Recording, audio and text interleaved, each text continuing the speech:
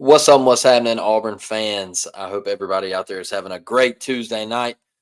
Sorry for the later start time. The New York Yankees were in the playoffs, so I was watching that tonight. But we're here, and it is a bye week for the Auburn Tigers.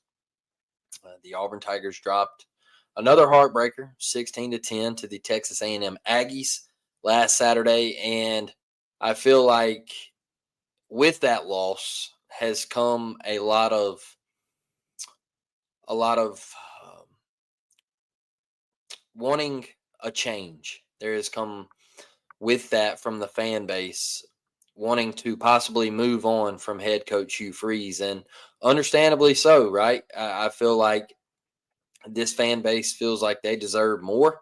I feel like these players deserve more, and I feel like the school deserves more. The university deserves more. It's just there's no identity, and I feel like that's what aggravates a lot of Auburn fans is we go through the week and we talk about a game plan and preparation, towards the game Saturday, the matchup, and you get to Saturday and you see that everything we talked about during the week doesn't happen on Saturday. It's completely different. The opening scripted plays, I think last Saturday was the first time Auburn hadn't ran the ball in the first quarter. It's just things like that. Auburn not running the ball a single time with a running back in the first quarter is absolutely unacceptable. Those are things that cannot happen. And so I think that is where the fan base is right now is there's no identity on offense. Your defense is playing lights out. And if you go back all the way to week 1, I think things were flip flops. People were questioning the defense, and they saw how well the offense clicked against Baylor, and it's been a complete 180. And so this fan base is struggling with that because you hire a guy who is a offensive guru and a QB whisperer, and he's supposed to elevate these guys, and he's supposed to turn wide receivers into these NFL draft picks, and you're seeing none of that. None of it. None of it has come true since he's been here in 3 years. And a big thing for me is I'm tired of hearing about, well, we're so close. We're so close. And uh, Derek Nix, the offensive coordinator, had a quote saying, well, when we feel the road gets bumpy, that's when we know we're really close. I'm tired of hearing about really close. I'm tired of hearing about almost there. These are the same things that you said last year.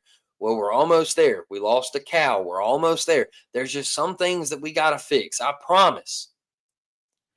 And my biggest thing with Hugh Freeze and the way I protected him and went to bat for him was he told us when he first got the job, our first 2 years were going to be a little rocky, but then by year 3, we should be competing. We should be competing to win SEC championships, to be in the conversation of the college football playoff. And none of that is happening right now. And I do not want to hear, well, we lost to the number 5 and 6 team in the country by 1 score. I don't want to hear that. It's a loss. You lost. You lost. It goes on your resume as an L. So coming into the 12-team playoff, if you get to that 9-3 mark, you're on the outside looking in. Yeah, Clemson made it at 9-3 last year, but they won their conference, and you're not going to win the SEC there. So you're not going to be in that conversation in year 3 because the rest of your schedule is still a gauntlet. And I think that's where people are frustrated because those 2 losses, you had the opportunity to win those games. That's what hurts the most. That's why the fan base is really ticked off. Is because you come down to a final drive. You come down to a final drive in both games with a chance to win the football game, and you can't get it done in either game. And it looked really, really bad in both of those games. Those final drives looked absolutely pathetic. Saturday, we have a 3rd and 1. We drop back to throw. Saturday, we have a 4th and 1 on the final drive. We drop back to throw. That is why the fan base is ticked off.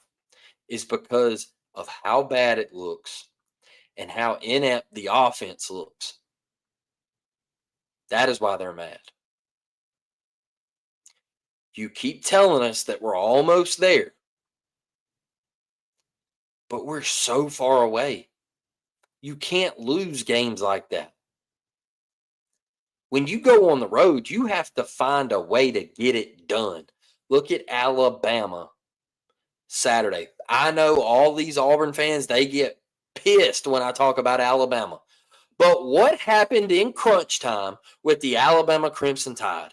4th and 1, Georgia's driving, and they stepped up and made a play to win a football game. They get the ball back. They go down. Hey, 3rd and 5. Is Auburn going to throw? Is Alabama going to throw it, or is Alabama going to run it? Bang, they check it down in the flat, pick up the 1st down. Jam Miller slides down, ball game. They make plays to win games on the road. It's none of this getting in the post-game presser and saying, well, we're just so close. We're so close. No, we're not. We're not close. And that is why people are that's why people are mad. I'm not going to say the other one. That's why people are mad.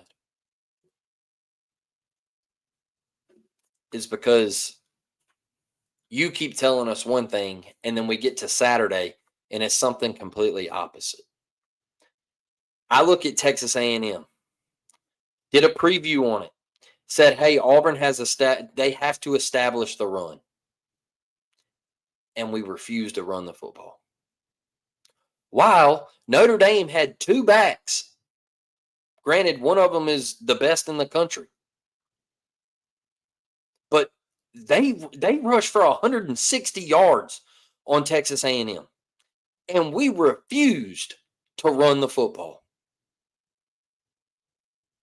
Flat out pathetic. Pathetic. Man, Jeremiah Cobb, y'all, he has proven that he can run. He has proven that he is a stable back. And we don't even get the ball to him. The lack of speed sweeps, jet sweeps. It's pathetic. We're not doing these kids. We're not putting them in winning situations. Another thing, you're undisciplined. You're an undisciplined football team.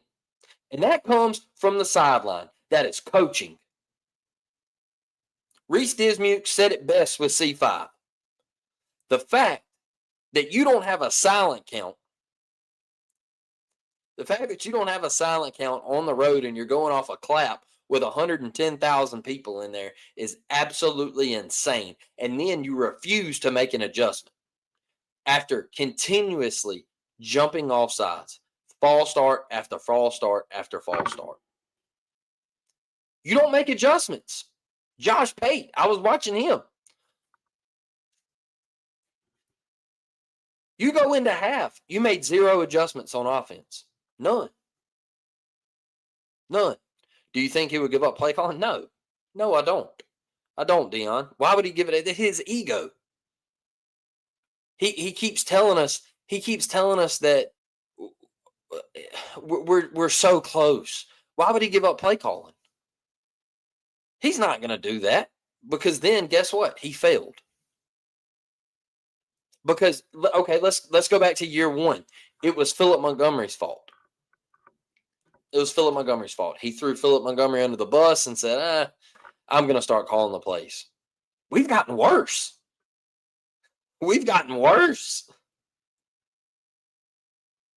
Heck no, I don't think he'll give up play calling. That is his ego. Miss Devin says, War Eagle fam, all the Auburn channels are talking about how major changes need to happen, but they don't think Hugh will make those changes. It's sad that we are in this situation again. And I really, really hate that, because I thought Hugh Freeze would come in and I thought he would turn this program around. And he's brought a lot of talent into this program, but it's his fault for the lack of structure. Like I said, you have an undisciplined football team. You won't get out of your own way with calling plays. The game has passed you by. I love what my buddy Dustin says. The game has passed you by. And Dustin couldn't be any more correct, man. I mean, he hit the nail on the head. Your RPO offense is buns. It's not good. I don't, but I used to tell Dustin all the time, I think we run way too much RPO. It is an offense that is gimmicky. I don't really care for it. It forces really quick decision making, and I'm just not a fan of the RPO. I'm not. I think the bread and butter of Auburn, and I'm not saying to hire him back or anything like that, but Gus Malzahn was the bread and butter of Auburn, and the way he stuck to the run game, and he would run the football because guess what? That's what Auburn's known for. He would run a running back into the ground if he had to. If that's what it took to win a football game, that's what he would do. And Hugh Freeze refuses to run the football, especially when you have a matchup to win, and you refuse to do it. Your matchup going into Kyle Field, College Station, Texas, and Mike Elko and the Texas A&M Aggies was to run the dang football, and you refuse to do it because it's not in your DNA. And I keep telling y'all that. He is a guy who does not want to run it. He wants to throw it. And guess what? I had a former player tell me this. Hugh wants to throw it, but there is nothing in the middle of the field. It is either a hitch or it's a home run. That's it. There's no in between. That didn't come from me. That didn't come from me. That come from a former player. It's either a hitch or it's a home run. There's nothing in between. There ain't no pick plays. There ain't no mesh. There ain't nothing. Nothing. And if there's a slant, it's off an RPO, and the communication, the chemistry's off. It looks terrible every time we run it. Things are bad. Things are bad. And I'm telling you, I don't think he will step down and say, "Hey, I'm not going to call plays." Just come out and be honest and say, "Hey, look, I'm not going to do it anymore. It's strictly Derek Nix." Because I'm tired of hearing, "Oh, well, Derek Nix is our OC." No, he's not. No, he's not. The only reason you have to say that was because of all that contract stuff. You're right, Dion. Without better QB play, we will always look like this. Oh boy, better QB hides bad O line play. It's for sure. I mean, you have a quarterback, and this is why I said the other day on Twitter, it's not just an OL. It's not an OL problem. It's not a QB problem. It's not just a head coaching problem. It's an everybody problem. All right. But Jackson Arnold is gun shy. And until he rears back and throws a pick, he's going to continue to play like that, where he doesn't want to rip it. You have to. You have to sling the tater. You're going to throw picks. It's part of it. It's going to happen. I said it the other day. You know what, man? I kind of miss Peyton Thorne. And one of my buddies was like, "What?" I said, "Yeah, I'll say it." I said, "At least he threw the dang football. It might not have been to our team, but he threw it. He didn't stand there and take sack after sack after sack. At least he would chunk it up and give somebody a shot." That's Jackson is gun shy. He is scared to make a mistake. I just don't understand what changed from the Baylor game. They were running the ball and being patient and giving what the defense gave them. He just couldn't stick to it. He let his ego take over. Like I told you, and it didn't come from me, either a hitch or a home run ball. Route concepts are bad. They're bad. When I watch other teams play and how Alabama makes offense look so easy, Georgia, they don't have anything special, but they make it look easy sometimes. And I'm like, man, we can't do that. We can't get Eric Singleton over the middle of the field.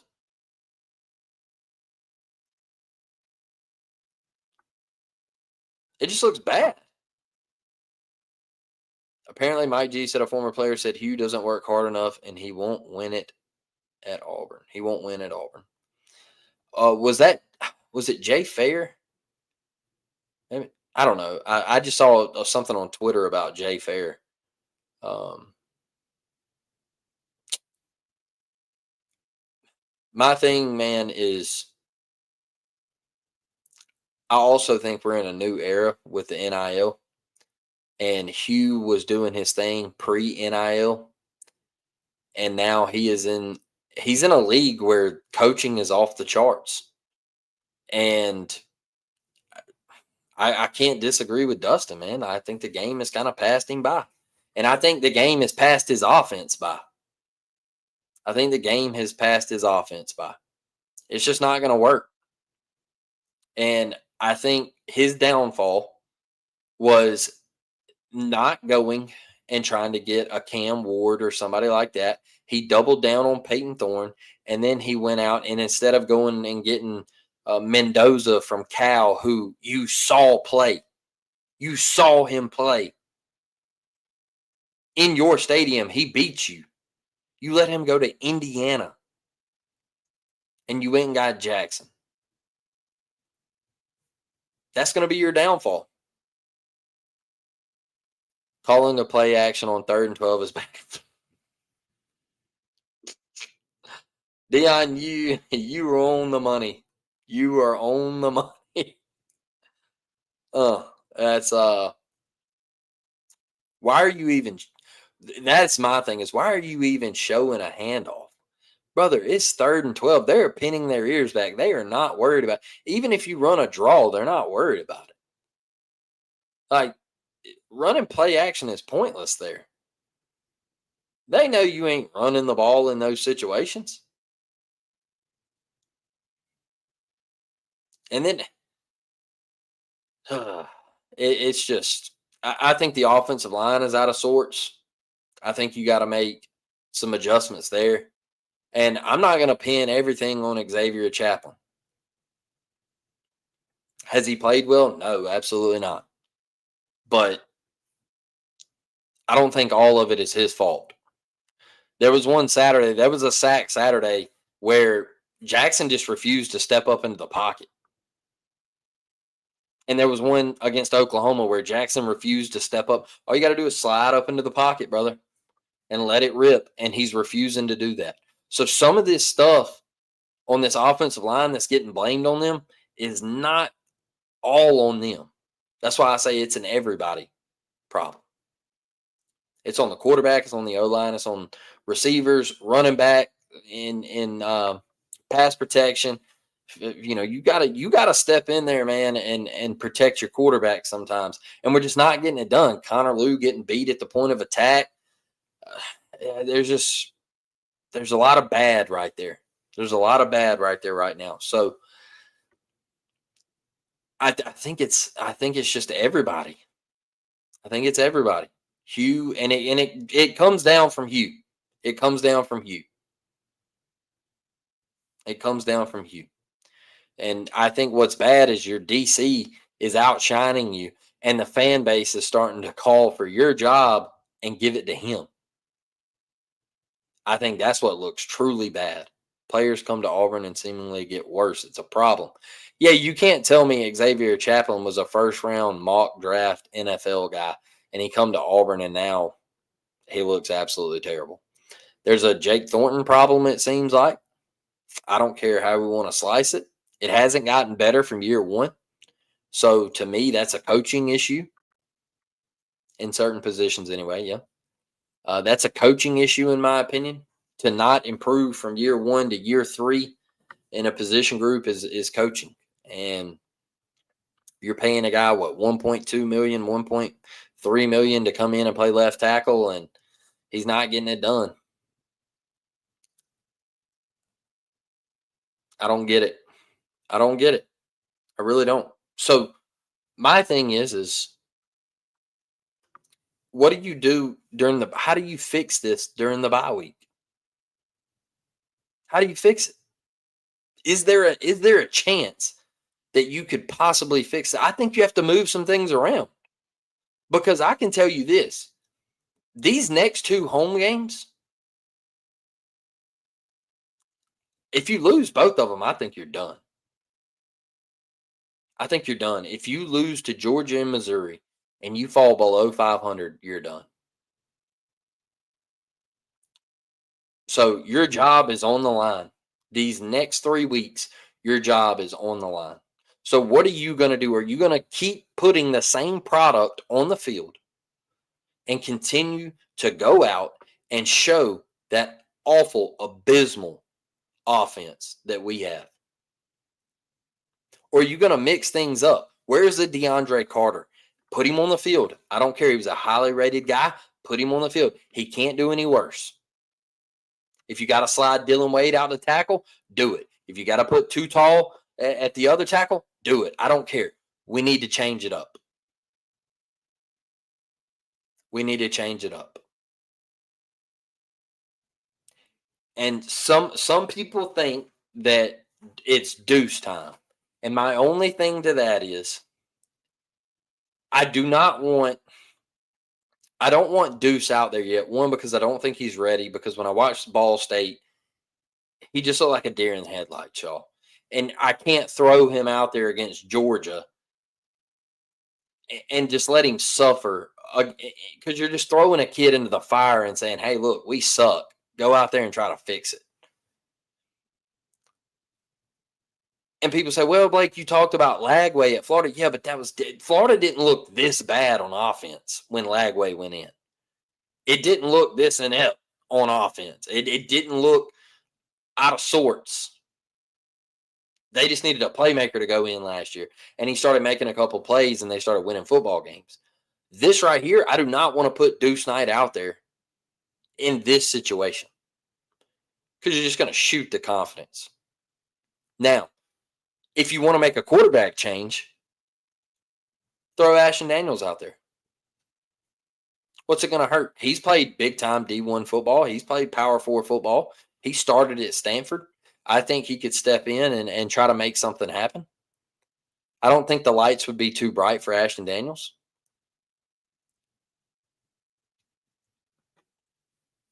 I'm with you, Devin. I'm with you. I think it's still a little early. But I hear these Auburn fans. I had one, David Willis. He was in my Twitter the last 2 weeks. It's Deuce time. It's Deuce time. And I'm like, no, it's not. Like, just stop with that panic. I don't want to throw Deuce to the wolves, man. Top 10 team with no offense coach. He's just a recruiter. He can't coach offense no more. That's a fact. Dion, you hit the nail on the head. All he can do is recruit. The game is passing by. He doesn't elevate talent. He doesn't get guys from the third round on mock drafts to the first round. If anything, they go from the third round to the fifth round. And at this point, let's call it how it is. It's embarrassing to watch. It's embarrassing to watch. To watch Auburn play offense, it is absolutely embarrassing. And you're getting clowned on once again, and people are already talking about watching Tahad in basketball season.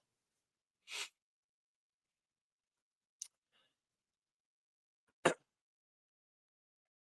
trying to pull this up, Miss Devin. Here it is. I hate firing a coach in the middle of the season, but if they come out of the bye week and put the same product on the field, I don't see how you can justify keeping him. Especially if you get blown out. If you get blown out by Georgia, I don't see how you keep him. I don't see how you keep him. I really don't. And I hate to say that, but there's a scene in Remember the Titans where, Gary, he goes up to Coach and he says, Coach, sometimes I said, I want Ray off the team. He said he missed that block on purpose. He wasn't doing his job. And sometimes you just got to cut a man loose. And if you're not doing your job, you got to cut a man loose.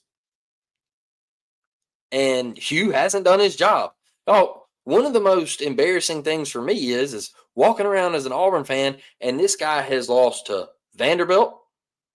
Now, granted, Vanderbilt is a little better than what they normally are with Diego Pavia, but still, it's still Vandy. You were still uh, superior with athletes to Vandy. Don't get it twisted. I know they're pretty good, but you still have a better roster. You've lost to Cal, which is absolutely embarrassing. They just got beat 27-0 the other night, a week ago, to San Diego State. You lost to New Mexico State. You lost to a bad Arkansas team. Like, do we need to keep going down the list? You blew it year one against Georgia and Alabama. You've done nothing. You beat Texas A&M last year. Congratulations. You beat Baylor this year. Congratulations. That's it. You've done nothing on your resume. There is nothing on your resume where I say, man, Hugh Freeze, that's a big time win. You've done nothing. I'm still not ready to give up on Jackson. I'm not ready to give up on him either.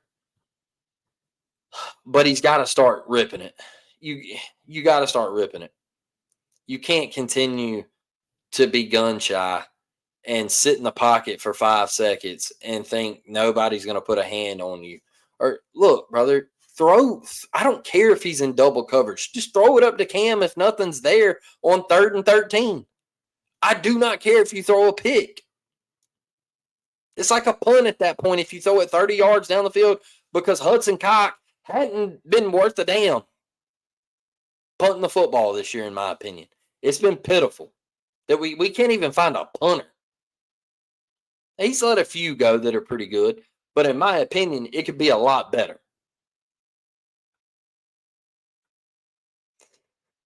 And if he's watching QB1 and he's not doing good and he feels he can do better, do you think we lose him if he don't play him? Deuce, yeah, I think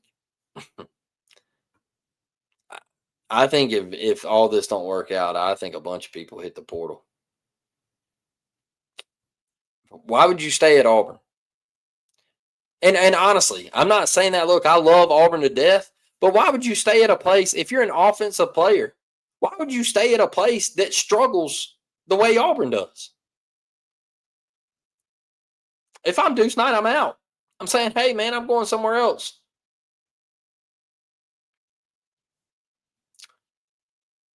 I dang sure wouldn't stay at Auburn. If I'm Cam Coleman, deuces. I'm out. I'm not staying here for this.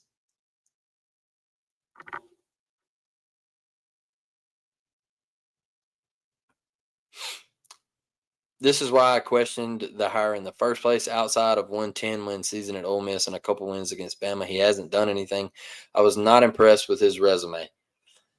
I think Auburn really wanted Lane Kiffin, but when that train left the station, I don't think you really had anybody else on your plate. I don't think you had anybody else on your plate. And I think they saw Hugh and they said, okay, he's got a good offense. He can beat Bama. Let's give him the job. And that's what happened. And Ole Miss fans told us. They said, hey, he's going to win a big game, and then 2 weeks later, he's going to lose one. And he's going to lose to somebody that he shouldn't lose to. And that's the way it's been. He can't get it done. When we lost to Cal last year, y'all, I remember I looked at my wife and I said, I don't know if I can come back up here and pay my hard-earned money to watch something so bad. And I love going to Auburn. I love it. But I can't do it. I got asked to go to the Georgia game by a podcasting buddy. Can't do it. Because I'm not going to sit there and waste my time watching this. It's pathetic. It's awful. And I'm not going to continue to do it. And like I said, fans are calling for your defensive coordinator to take your job. That's how bad it is right now. And what do you do to fix it? I don't think you can. I don't think you can. I think you are who you are. And that's it. You are who you are. You're gonna continue to throw the ball down the field. You're gonna refuse to run the football. You're just not gonna do it. And what you said after the Baylor game told me that. Man, it really hurt me to not throw the football. What do you mean? I told y'all Sunday. Le'Veon Moss from Texas A&M, top 5 running back in my opinion in the country. I think he's great. I think he's going to be a hell of a player in the league on Sundays. Texas A&M wasn't having a lot of success outside of that first drive where they went and scored. They didn't have a lot of success on offense. But what did they keep doing? They have a workhorse in the backfield wearing number 8. And what did they continue to do? Hand it to him. Go get us some yards, big fella. Keep churning them legs. We'll take 3 right here on first down and put us in 2nd and 7. Then maybe we can throw it and put us in 3rd and manageable, 3rd and short. They kept grinding with Le'Veon Moss. And to be honest with you, I don't know why Klein didn't run it with him on the pick. When they threw the screen out and we picked it and ran it back to the 2-yard line, that was a terrible play call. Give it to your workhorse. That reminds me, terrible play call. Give it to your workhorse. Oklahoma last year in Jordan-Hare Stadium, Hugh wanted to throw the football while Jarquez Hunter was gashing them for 6 and 7 yards a carry that drive. And you just don't want to run the football. Bang, you are who you are. That's it.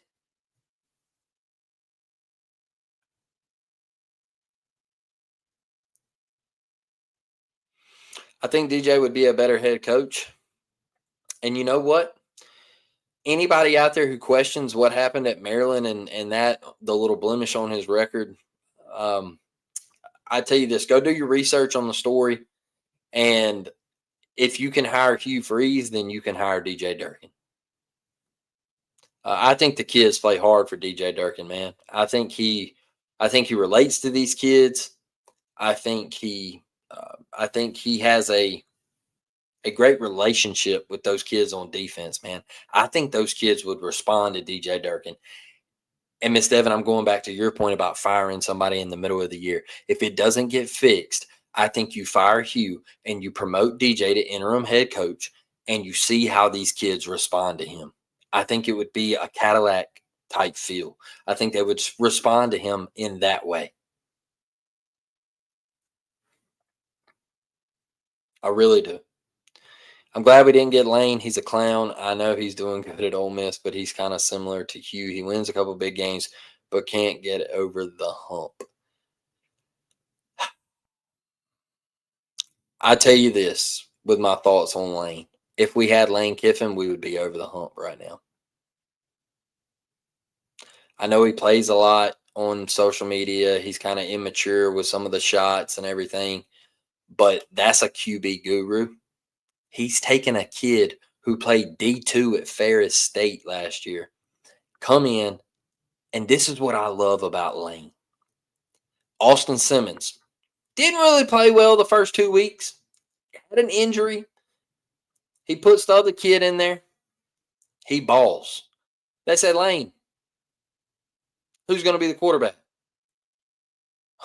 Well, I got this kid right here, man. I don't know how I sit him. He's come in and he's ran the offense just fine. He doesn't turn the ball over. Austin Simmons was kind of turning the ball over, putting it in bad spots. I don't know how we sit the Chambliss kid. I really don't. And he goes out there and beats LSU. Lane wasn't afraid to. He wasn't afraid to pull the trigger and make a change. He wasn't afraid to pull the trigger and make a change. I think he elevates the kids on his roster. The kids that he gets, he coaches them up. That offense is clicking. It's humming. I just think he's younger. I think he's more fresh with the kids. He relates to them a little bit more. And once again, I'll say it again. I agree with Dustin. I think the game has passed you by. Just like it did, like Nick Saban. He said, "Hey, this NIL stuff, I'm not with it anymore." And I think that's where we're at. And like the title of this episode, how do you fix it? Can Auburn fix it? I don't know if you can unless you make a change.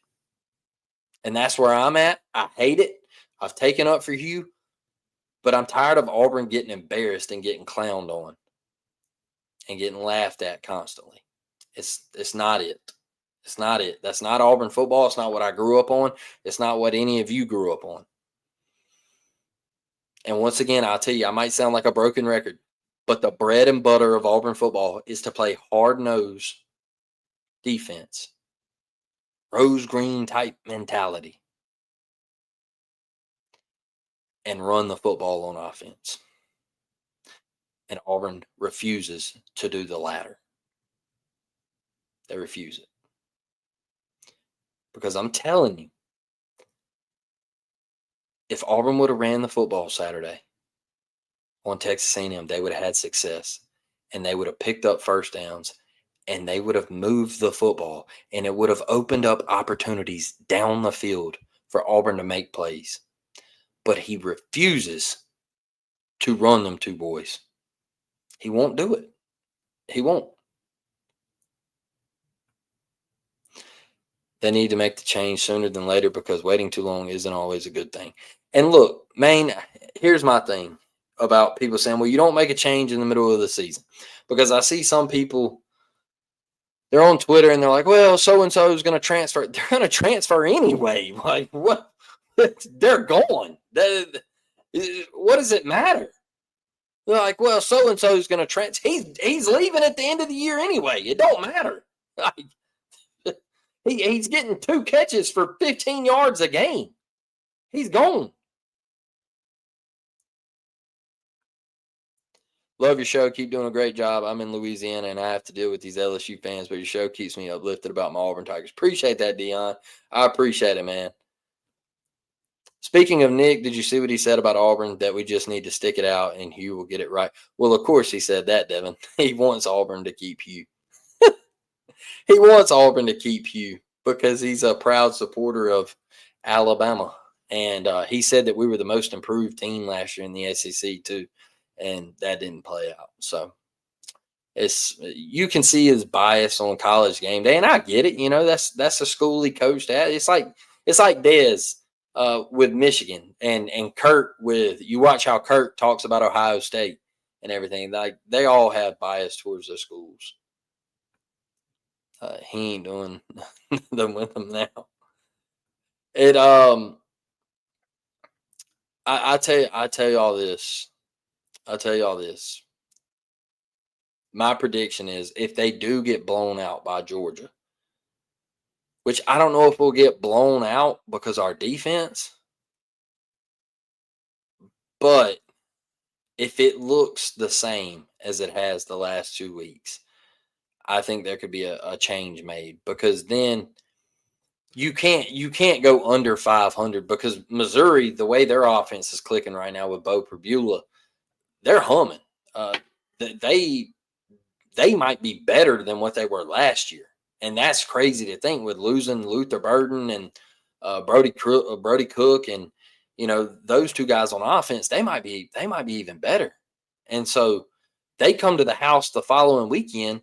You can't go under 500. So if it goes south against Georgia, there might be a change made, and DJ might be the guy.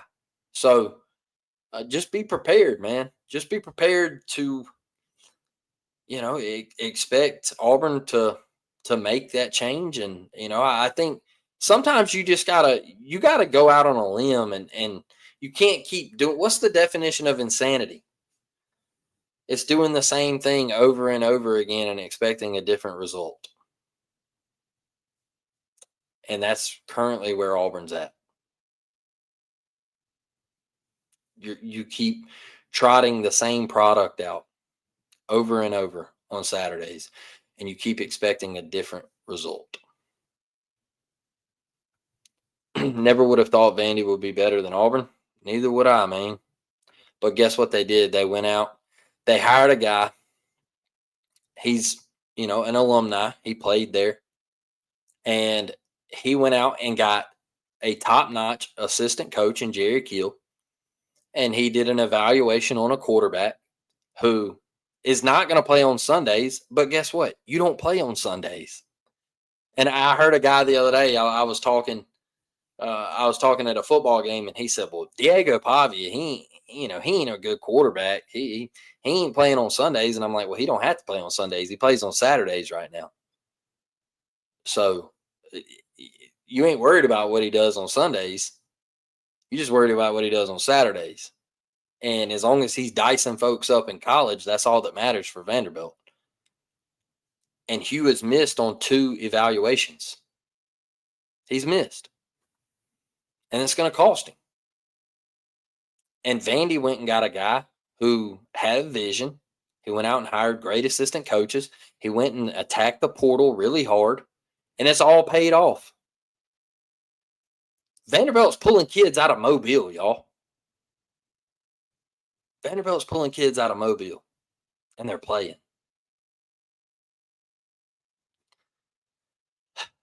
Crazy to think about. That's the times we're in. So that's all I got for tonight, y'all. I appreciate y'all being here. I know it was late. The Yankees were in the playoffs, and I had to watch that heartbreak. So I can't catch a break in sports right now. My Yankees, they blew one tonight. I think we gotta make a head coaching change there. My Yankees made an awful coaching decision in that game to lose that one. I got Auburn. Man, just give me the basketball season. I'm fed up. I'm fed up. So that's where I'm at in sports right now. I can't get a dub. So I appreciate y'all for joining, man. War Damn Eagle. I will catch y'all Thursday. We'll be back. I'll try to get a guest on here, and we'll try to make something happen and talk about.